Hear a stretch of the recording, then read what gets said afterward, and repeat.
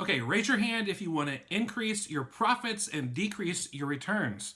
Okay, your hand is raised, right? Because if your hand is not up, then you're watching the wrong video channel.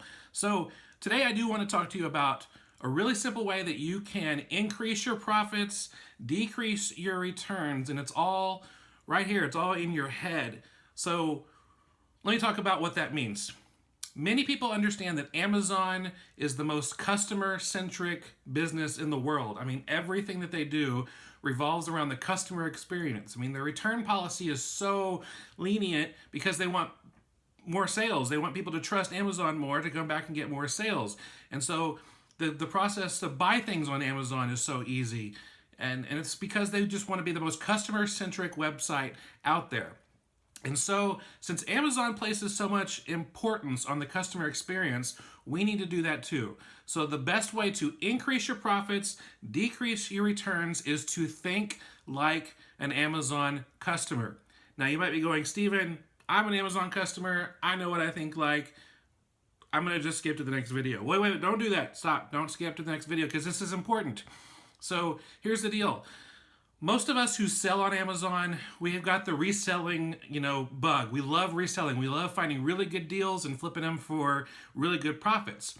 And so most of us are frugal. Most of us know how to get a really good deal. Most of us can kind of dismiss certain things about certain items because we're like, hey, it's no big deal. I'm getting a really good deal for my money, so I can kind of dismiss a few things. But most Amazon customers, they're picky. They have higher standards than us. They're not as frugal, and they're not as likely to dismiss some of the things that we dismiss when we are sourcing, when we're selling, when we're deciding what condition a certain item is. So in the rest of this video, I'm going to talk about increasing your profits and decreasing your returns. So increase your profits. Here's how you can increase your profits by thinking like an Amazon customer. Number one, it opens your eyes to see more items to source. Now, what do I mean by that? Well, a lot of times when we're outsourcing in clearance aisles or retail stores or online stores, whatever, a lot of times we just kind of glance over certain items because we think, oh, there's no ROI on that, or oh, no one will buy that, or because I would never buy something like that. But when we start to think like an Amazon customer, then it kind of opens our eyes up to see, people will buy almost anything. And so that's why we use our sourcing apps. We use Scoutify by Inventory Lab. You can get a free month trial with that going to fulltimefba.com/inventory lab. But we scan the items with Scoutify and we see what the sales rank is. We see what the ROI is, and we're able to make a much better decision. And we're able to get into the mind of the Amazon customer, because if it's got a sales rank and if it's got a good sales rank, then we know it's selling. So don't just assume things aren't selling or wouldn't sell. So that's what it does. When you think like an Amazon customer, it opens your eyes to be able to find more items. The second thing it does is it helps you find higher ROI items. There's times where things are selling for like super cheap at a clearance section, or maybe even just a regular retail. It's just selling for a small amount of money. And I think to myself, okay, there's no way it's selling for more on Amazon. There's no way it's selling for 3 times or 4 times as much on Amazon. And so I don't even scan and look. But when you take the time to think like an Amazon customer, you want to be able to get into the mind of the Amazon customer. So again, you scan the item and don't just assume that it's not going to be profitable. There is this thing, this toy that is a piece of plastic with a couple stickers on it. I've talked about it in other videos. I keep finding it in retail stores, and I've probably sold over 100 of these by now. But they're selling in the store for $3, and I sell them on Amazon between $50 and $80. There's different styles of this piece of plastic with a couple stickers on it. And if I would have just looked at it and be like, $3, it's probably not even selling more on Amazon at all. It's probably like maybe $5 or $6 on Amazon, and after fees, that's not worth it. But I took the time. I didn't make an assumption. I tried to think like an Amazon customer, not like myself, but like the Amazon customer. And I scanned it and I was like, oh my gosh, is this for real? And then I've been looking for that item ever since. In fact, I found one just last week and sent it into Amazon. And it's sold out on Amazon right now, so I almost get to name my own price. That's always fun. So don't just make any kind of assumptions. Do your research, scan the items, and you'll be able to find more inventory. So that's going to help increase your profits because, like I said before, you're finding more items to buy, you're finding high ROI items to buy because you're trying to think like the Amazon customer. All right, so let's flip the coin now and talk about how to decrease your return rate. So there's two sides of this too.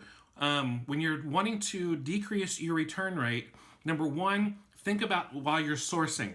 Now, when you're sourcing, stop sourcing borderline items. Now, this is what I mean by borderline items. If there's an item that would be profitable to sell, like in new condition or something, and you see it and it's like, oh, it's kind of scuffed up, it's kind of messed up a little bit. Maybe, you know what? That's not a big deal to me. It's, like here's an example. So I got this Charbroil cover, but on the top here, it's got some water damage, and the water damage kind of messed up the box. And so it's actually kind of, that's kind of gross, peeling off. And so, but to me, this is no big deal. This is the box. I'm going to throw this away or put it in the recycling bin. Anyway, it's not a big deal, but that's me personally.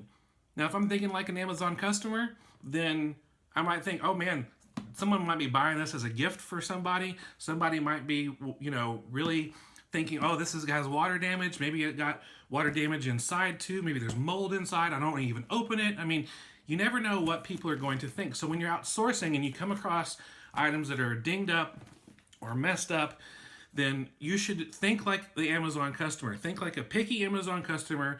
And so, because there might be customers who would return this, and I don't want my return rate to come up. I don't want someone to return it and accidentally click that they think it's defective, or I don't want any of my return rates to go up. I mean, think about, shoe boxes too. So shoes, this one's like literally got a hole in the shoe box. And so it's like, you might want to think things through. A lot of times I get people asking questions on Facebook groups saying, hey, I got a shoe order and the shoebox lid is just like completely ripped off. And so, do I just polybag it now? And I'm like, no, think like an Amazon customer. And if you're an Amazon customer and you're spending, $40, $50, $60, $100 on shoes or something like that, and you see that the box cover has been torn off, and it just doesn't make it feel like, it doesn't feel right for some people, especially with the really high priced shoes. I mean, if you're selling high priced shoes or high priced anything, and the box, is dinged on the corner or has a big scratch on it or something like that, people want new to be new. So stop sourcing borderline items. Even though you might be okay with a little defect on the box because you're like, I'm just going to throw the box away. Other Amazon customers are not thinking like that. So, and you risk returns when you source borderline items.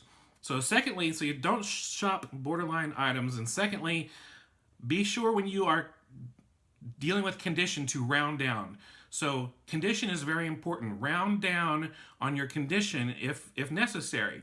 So again, if there's a certain item, I would not list this as new. I would list this as like new, and say, the item is brand new in the box, but the box has slight water damage, and so it's like, it's like new, and so when you're outsourcing items like this, don't just put this back because it has a little bit of a defect. You can't sell it as new. Double check to see if selling it as like new is profitable, and that might be able to help you out. But you don't want customers to get their item, open up the box, the Amazon box, and then they take their stuff out, and there's the first thing they notice, there's a hole in it, or there's a scratch, or it's not as in good condition as they thought.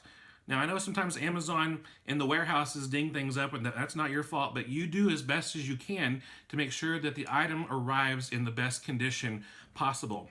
So stop sourcing borderline items. Stop rounding up when it comes to condition. A lot of times people are like, I'm just going to call this new because I can get $50 more by selling it new, or even like I can get $5 more by calling it new, when it really should probably be like new. Don't round up, round down when it comes to condition. That will decrease your return rate because you'll have happier customers. You want customers to get more than they think. I mean, if they buy something that's in like new condition and they get it and they're like, oh my gosh, this is actually a new, it's just something's wrong with the box. You want them to be happy. You don't want them to be disappointed. in their purchases. So those are the ways, just by thinking like an Amazon customer, that you can increase your returns, not increase your returns, don't do that. Where you can increase your profits and decrease your returns when you're outsourcing, buying, and making whatever decisions that you're making for your Amazon business. So think about this again. You might have a family member or a friend who is always complaining. They complain about everything.